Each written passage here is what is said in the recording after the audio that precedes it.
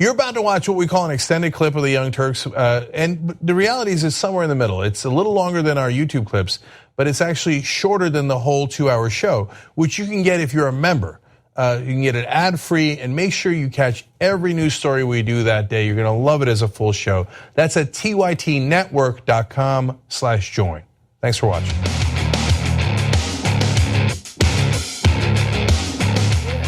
Welcome everyone to another episode of The Young Turks. We don't remember that commercial. No? But we do remember this show. No, I'm kidding. We were talking behind the scenes right before we started. It happens. Cenk is out today, but I am here. John Iadarola, joined by Brooke Thompson once again at the main desk, and Jayar Jackson snuck in here. Somebody should have stopped him. Buddy's here. No, So I'm so stuck in for the hour. Stealth. I didn't even tell you guys this time. Usually I advertise myself and be very unbearable. Not this time. I'm gonna sneak in and see where the real fans are at. He's gonna save the unbearable for the show. On today's show, we are going to talk about Gina Haspel's confirmation hearing in the Senate for the CIA head position. We've got updates out of North Korea on the Michael Cohen investigation and some information about coal. I know that you're all very excited for that, but it is important, and so we're going to cover that at some point once we get past some of the breaking news. But with that, why don't we jump right into it? Gina Haspel went before the Senate for her confirmation hearing today, and considering her past work at the CIA over a couple of decades, involving both torture and covering up torture, they had some hard questions for her. Now, first of all, one of the most important questions is, will she, as head of the CIA, bring us back to the point where we are conducting torture? Let's listen. In light of my counterterrorism experience, I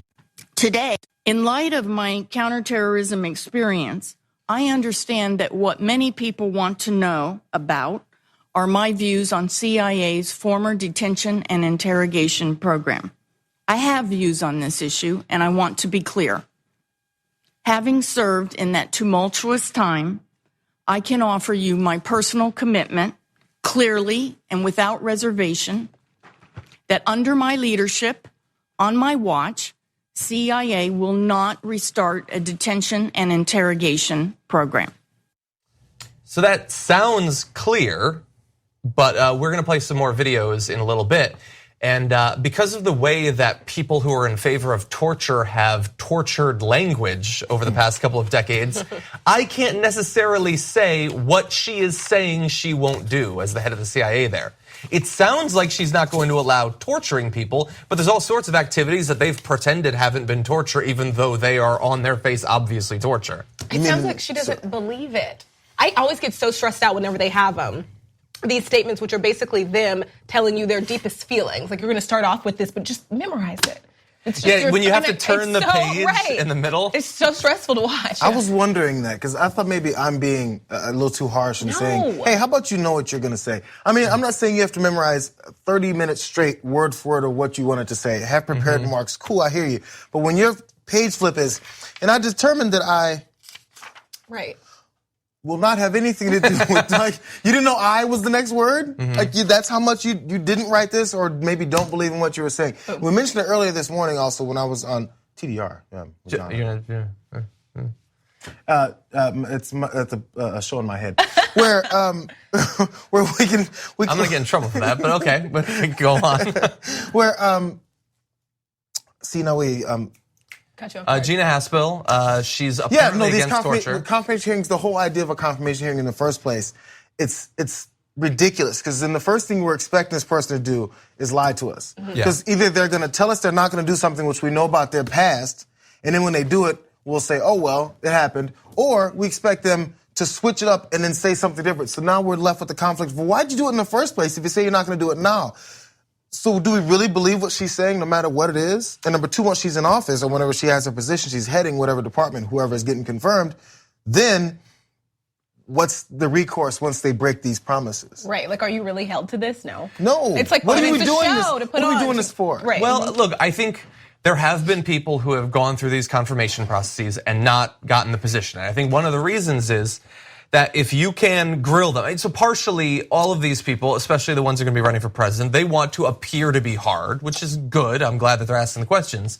But if they can drag it out and make the person look bad, sometimes they pull themselves, or sometimes they're pulled from the process. It's unfortunately rare. It's one of the reasons it matters who's the president, because they have a lot of leeway to pretty much put whoever they want in these positions. But there have been times when they've been blocked, and usually as a result of hard questioning. It's not nearly common enough, but it does happen sometimes. And we're talking about exactly the sort of thing that should disqualify someone for a position like this. Now, I don't know for sure. Scott Pruitt, before he was head of the EPA, he went into his confirmation hearings and he said, you know what, I'm going to completely dismantle the EPA. I'm going to tear down anything that has anything to do with environmental protections, and actually do the opposite. I'm going to do the bidding of corporations, people who've paid me off, and actually the connections I have to my previous job heading these companies. Yeah. Good thing he said all that stuff. That's true. Like, what are you going to do about it? He didn't say any of that stuff, right? You've convinced me. Don't elect people like Trump. Then you don't have people like Scott Pruitt necessarily. Okay, let's move on to some related topics, though. Obviously, they're going to talk more about torture, so more on that topic during the confirmation hearing. Today, the U.S. government has a clear legal and policy framework that governs detentions and interrogations. Specifically, the law provides that no individual in U.S. custody may be subjected to any interrogation technique or approach that is not authorized by and listed in the Army Field Manual. I fully support the detainee treatment required by law, and just as importantly, I will keep CIA focused on our collection and analysis missions that can best leverage the expertise we have at the agency. Okay, so now we have a legal framework, and we're not going to do anything that's against the Army Field Manual. But we already knew what was torture. We knew it long before they were waterboarding people.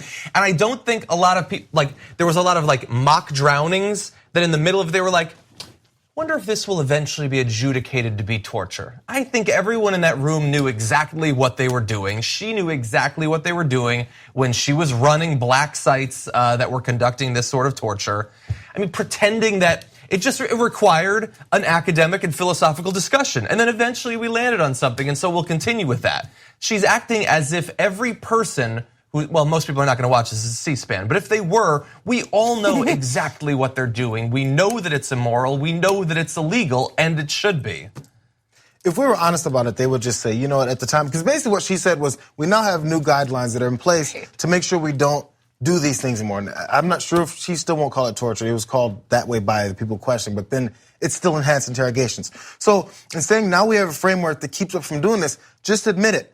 This is what we did. We did as much as we can. This is what we do as a country and as an interrogation service, an intelligence agency. We'll find people we want to have get some kind of revenge on, perceived. After we get them, we'll do things up to a point that we say is allowed or not allowed because we set those rules anyway.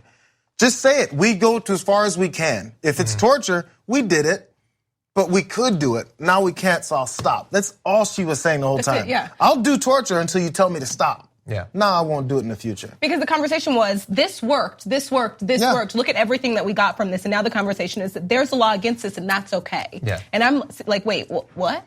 Because honestly, I don't care. I don't need to hear that you're going to follow the law. I want to hear if you're okay with it. Yeah. Yeah, and look, actually related to that, and we're going to get to that specifically in a second, but in terms of she apparently wants to make sure that you know that theoretically she will follow the law, but she has no moral core whatsoever. Nothing will drive her except maybe not breaking the law.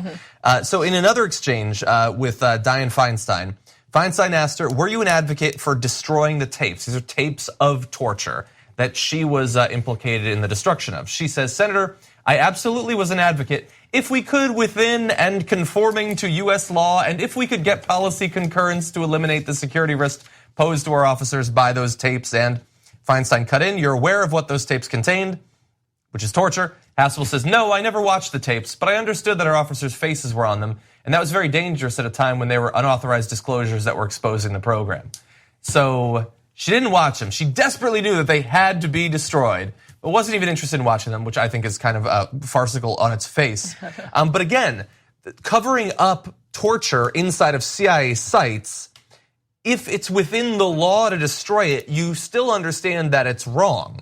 We need to talk about a relatively new show called the Republic, or UNFTR. As a Young Turks fan, you already know that the government, the media, and corporations are constantly peddling lies that serve the interests of the rich and powerful. But now there's a podcast dedicated to unraveling those lies, debunking the conventional wisdom. In each episode of On the Republic, or UNFTR, the host delves into a different historical episode or topic that's generally misunderstood or purposely obfuscated by the so-called powers that be, featuring in-depth research, razor-sharp commentary, and just the right amount of vulgarity. The UNFTR podcast takes a sledgehammer to what you thought you knew about some of the nation's most sacred historical cows. But don't just take my word for it. The New York Times described UNFTR as consistently compelling and educational, aiming to challenge conventional wisdom and upend the historical narratives that were taught in school. For as the great philosopher Yoda once put it, you must unlearn what you have learned. And that's true whether you're in Jedi training or you're uprooting and exposing all the propaganda and disinformation you've been fed over the course of your lifetime. So search for UNFTR in your podcast app today and get ready to get informed, angered, and entertained all at the same time.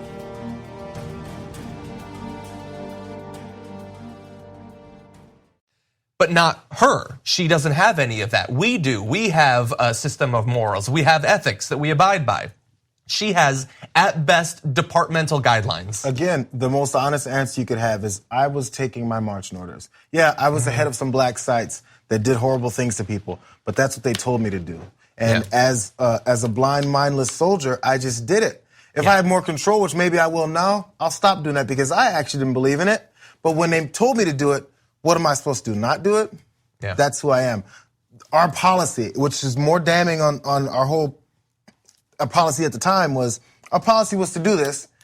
I had no right to say no. That's all that happened. Yeah. Well, let's turn to something you were talking about before. One question that should be, I believe, very easy to answer is torturing people immoral?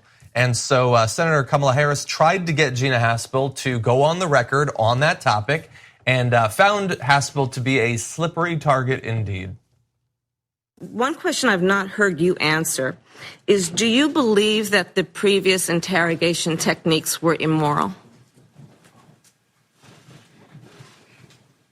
Senator, I believe that CIA officers to whom you referred. It's a yes or no answer. Do you believe the previous interrogation techniques were immoral? I'm not asking, do you believe they were legal? I'm asking, do you believe they were immoral?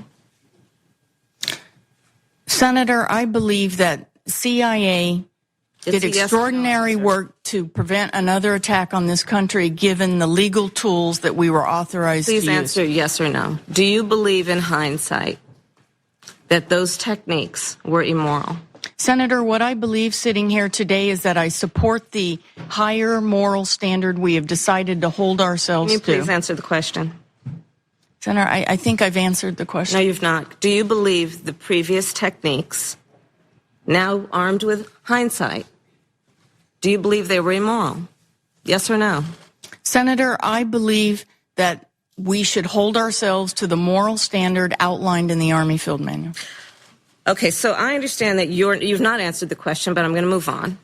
The president has asserted that torture works. Do you agree with that statement?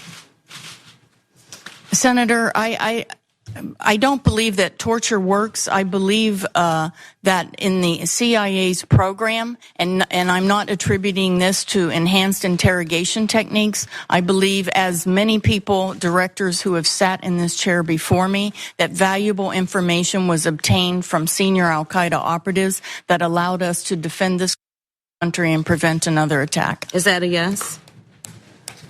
No, it's not a yes. We got valuable information from debriefing of Al-Qaeda detainees, and I don't think it's knowable whether interrogation techniques played a role in that. So I love that, the combination of those two things. So she won't say that torture is immoral, and she doesn't think that it works, but thank God we did it. Right. If you can answer it all at the same time, that's how you do it. And it doesn't, look, we played, it was a minute 15 of Kamala Harris trying to get her to just say yes or no. Is waterboarding people immoral? I don't think it's complicated, Jayar. Is torturing people immoral? Absolutely. Brooke, is torturing people immoral? So I nothing. First of all, you're supposed to start every answer with Senator. No, you have to start it with that look of confusion. It reminds me of the Betsy DeVos, those same yes or no, not the same questions, but yes or no questions in this, what? Yeah, look, still not giving a yes or no answer. She refuses. Yes, it's immoral. You can't torture people. Well, we know why she can't do it, though. Because then the next headlines for all of the news the next day or the same day will be, okay, so the potential new head of the CIA goes up against the president and completely disagrees and says everything we did and what the United States did was immoral, against what we believe in, and un-American. Now she's going to head the CIA. Now she has to deal with all of the conservative and Republican-leaning outlets then saying, how could she do this? What type of person is this that President Trump just put in? What's she going to be, soft on terror now? And so now she has to deal with that. But she has to stay close to where she's fed. But I mean, lucky for her, Trump is the president, which means that those headlines would last all of 10 minutes. Yeah, that's true. Because we have other stuff to deal with. That's we true. will. We don't even know what's going to happen tomorrow. So my fear coming out of this is that a lot of people... a lot of people are going to hear her opening statement. I will not, under any circumstances, reinstate detainment and torture. And if you just listen to that, you might think, oh, well, this isn't an absolute disaster. Maybe she won't be that bad. But then if you listen to all the rest of it, there's every reason to believe that she doesn't think there's any moral reason why we shouldn't torture people. She definitely thinks that it works in practice, because despite her saying it doesn't, she then kept saying that it actually had helped to fight Al-Qaeda and to stop future acts of terrorism. And her qualms against conducting torture are entirely rooted in bureaucratic mumble jumble. So that means that if the law were to change under Trump and the Republicans, I know that seems crazy, the idea that they might legalize torture, what would her opposition be? It's not moral, it's not legal, it's entirely rooted in whether the people above her say that it's okay. So that is a person who will torture, inevitably, perhaps not immediately, but inevitably, and that's my concern. There's an easy answer to this whole thing. All of those people from that time have no place in government power, whether they were running a CIA black site under George W. Bush or John Bolton, who's desperate to start a war in Iran. Clear out all of them. None of them should have been under Obama. None of them should currently be serving under Donald Trump. They had their time. It was an absolute disaster, a historic disaster for America. We can't afford to let them hold the reins of power again. So to understand, again, you talked about how in only certain circumstances would they do it. There was one part of it I'm glad you brought up, because there was another point when she was speaking to Susan Collins. And she said she's not going to sit there with the benefit of hindsight and judge the very good people who made hard decisions, of course, the torture, back in the day, who were running the agency with extraordinary circumstances at the time. They said, we are not fearing another attack right now. So that leaves the door open that once we're fearing another attack, we can be afraid of whoever it is that we're afraid of and implement these policies again. It's the way it's always worked out. But like, as long as we're afraid of certain people, and then we can put it off and set it to the side and say, hey, but we're stopping terrorism by torturing people, we can re-implement it. And so we can get past all of the things that she's been saying today that sounded like they were decent. I hate the whole like weird brotherhood. Like, I'm not going to judge these people who made extraordinary decisions. Why not? Well, you don't want to hurt feelings? Because theoretically, if we agree that those people should go to jail, she might end up there, and a lot of people that she's worked with. Right. Yeah. And one of I hesitate to even bring this up, but this is something that I've thought about probably on a weekly basis since Donald Trump became president. He has definitely attempted in a variety of ways to scare the American people, generally about immigrants and things like that, sometimes about inner city crime or whatever. Mexicans, perhaps. But it is shocking to me, and I cannot explain why, especially when he's starting to surround himself with the people who were there under George W. Bush, why he has not yet attempted to terrify the American people about some sort of terror attack, whether it's something that's trumped up or whatever. And honestly, they haven't really done it yet. And we have been monumentally lucky that we have not had a gigantic terror attack. We've been certainly terrorized in a number of different ways, especially because we've released millions of guns throughout the country. But they haven't yet turned to that. And it's been over a year. We have been so lucky in that. But at any time, perhaps in advance of an election, Donald Trump could find a convenient event to trump up and imagine what they will attempt to do in the wake of that. He does that when terror attacks happen wherever, in another country, right? He brings it up all the time, says, this is why what we're doing here, we're out banning Muslims and all of his policies. But he doesn't stick with it, though. Like, there'll be a shooting at an airport in Europe. And he'll talk about it and he'll say, ooh, scary Muslims. And he largely moves on, I think. He won't say it previous to it. The second part of what I was thinking, he won't say it previous to it because that'll make him look weak. He's worried about himself. I was thinking that as soon as you were saying this, like he doesn't want to look weak. It's like there's no way there's going to be a threat to our country. Because nobody's going to dare mess with me. I don't know. George W. Bush was able to do it for a long time. I mean, he presided over the worst terror attack in American history, and everyone thought that he was the biggest alpha male gorilla in the universe. I don't know how they can do it, but they do it. I mean, all of them who fled from Vietnam, they couldn't be found when they were needed for military service. They're still seen as strong. There is a fundamental weakness among conservatives that is masquerading as strength. And they are all operating under that collective illusion. Anyway, with that, why don't we go to our first break? When we come back, a little bit of good news. Doesn't happen all that often, but it's coming out of North Korea, and we'll have that for you after this break. Thanks for listening to this podcast. You're only halfway through, so hold, stay right here. Just want to remind you, if you want to get all 5 segments of the Young Turks commercial-free, these are just 2 of them. Every day we do it. So go to tytnetwork.com/join. And you get the whole 5 segments, 2 hours, ad-free. Do it now. Welcome back to the Young Turks, everybody. It's the second hour. There are no holds barred at this point. We can do whatever we want. There are literally no rules. I was just told by someone. At TYT, we frequently talk about all the ways that big tech companies are taking control of our online lives, constantly monitoring us and storing and selling our data. But that doesn't mean we have to let them. It's possible to stay anonymous online and hide your data from the prying eyes of big tech. And one of the best ways is with ExpressVPN. ExpressVPN hides your IP address, making your activity more difficult to trace and sell to advertisers. ExpressVPN also encrypts 100% of your network data to protect you from eavesdroppers and cyber criminals. And it's also easy to install. A single mouse click protects all your devices. But listen, guys, this is important. ExpressVPN is rated #1 by CNET and Wired magazine. So take back control of your life online and secure your data with a top VPN solution available, ExpressVPN. And if you go to expressvpn.com/TYT, you can get 3 extra months for free with this exclusive link just for TYT fans. That's expressvpn.com/TYT. Check it out today. Let's just go off the rails. I am joined by Kim Horcher of Nerd Alert. What's up? Here on the Young Turks. And Maytha Alhasssen. Alhasssen. Damn, I even wrote it phonetically. We'll get to know each other as well as she and I know each other. And then I'll never get your name wrong again. Brett and I know each other well. You're a senior fellow at the Pop Culture Collaborative. Correct. A historian. Yes. I am not an octogenarian, and I'm still a historian. Yes. Definitely. You don't need to own a large pipe. Or a tweed suit. No houndstooth even? Houndstooth? I mean, if somebody wanted to give me a houndstooth double-breasted suit, I would not reject it. It's amazing. Well, we're very happy to have both of you here. I'm happy to be here. Thank you for joining us. We're going to do some tweets that I have no idea what they're referencing because I was prepping for this hour. However, hashtag TYT Live. Isaiah similarly says, morality in politics is almost non-existent. Fair. I do know what you mean, yeah. I'm a derpy panda. Always love to see those tweets. I'm a derpy panda. We don't want to look weak, so we rather look stupid. How many times this macho man mentality nearly destroyed our country or our species, for that matter. That's a good point.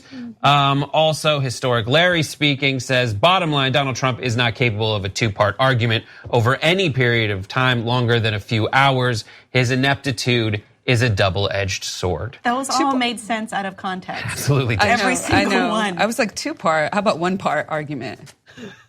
What else? Member shout-outs are Michael LaFrance and Sherry Taylor. Thank you so much. It is viewers like you who make this kind of stuff possible. We have a lot of show to get to. We've got Matt Lauer. There's a hot new report out about his sexual misconduct scandal. We have even more. Boy Scouts can't catch a break.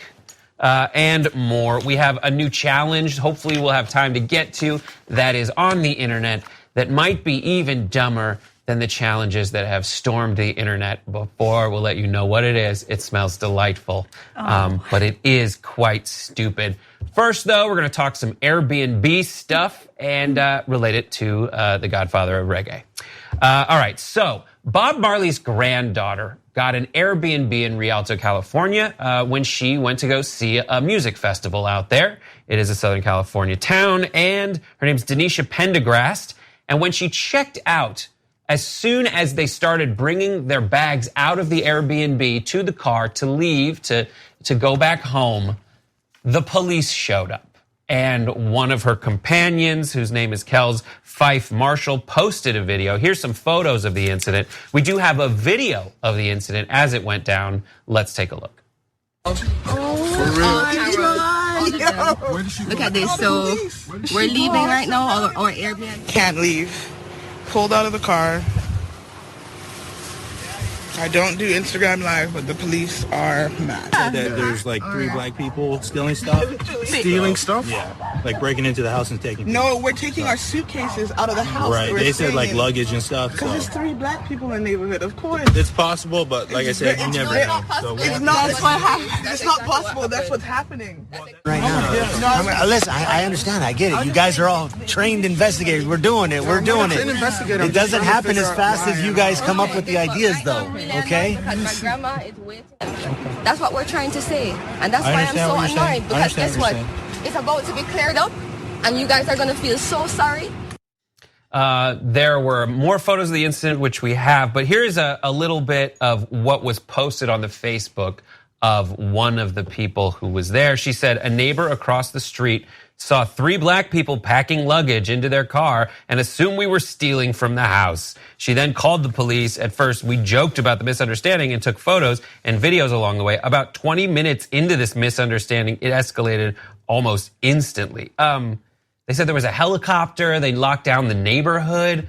What do you guys think? 7 police cars and a helicopter. There is no way that's standard operating procedure. I don't buy it. I mean, there were these different statements coming out later about, oh, we were just doing our jobs. We don't know what Airbnb is. This is like the way we normally handle things. There's no way this is the normal way to handle things. Yeah. Yeah. I think this incident is illustrative.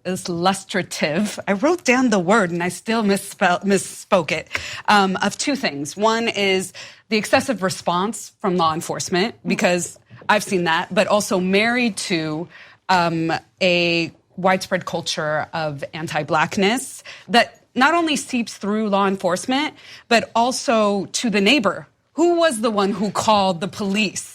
Right. Are we getting into that? Yeah, absolutely. We can. Okay. The neighbor was the one who called the police. Right. And there have been episodes on television about this, like This Is Us, about the black character taking his father to each neighbor so people knew that he wasn't somebody that was strange in the neighborhood.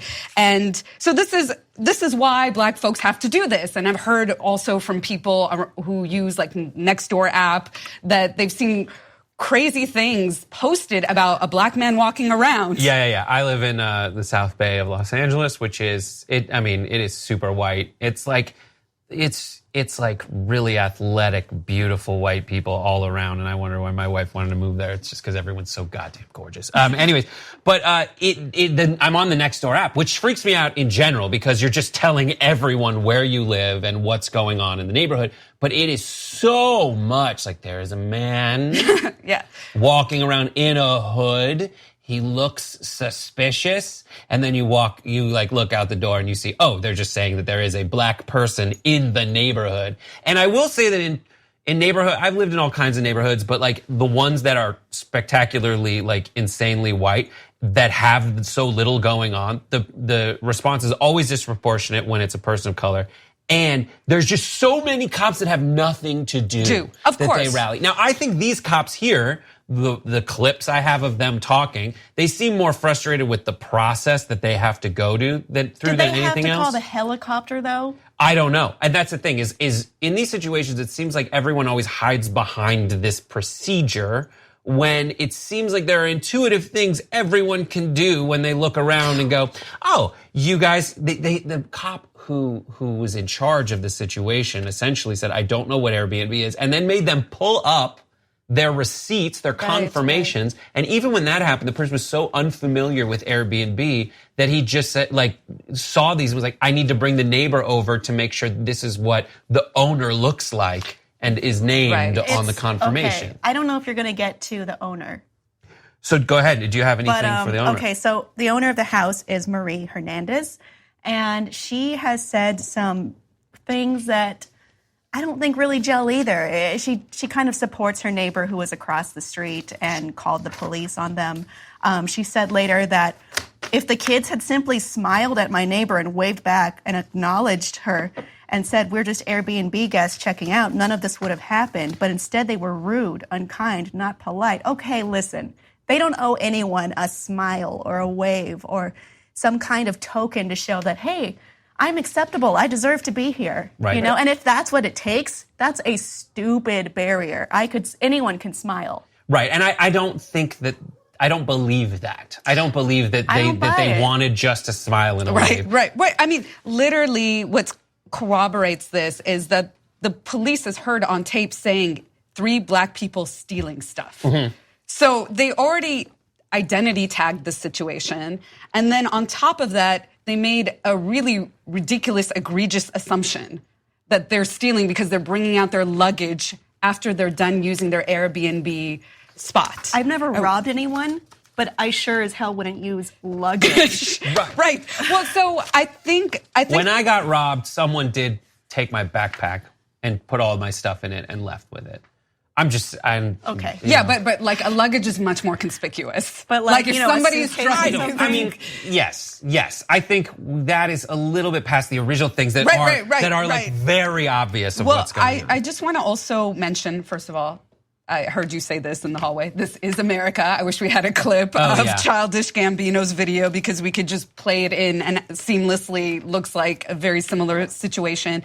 But also the response from Rodriguez, which was the host, was that this is a very diverse neighborhood. It's not all white people. So I don't know why she's leaning on this race card situation. Come on. You don't.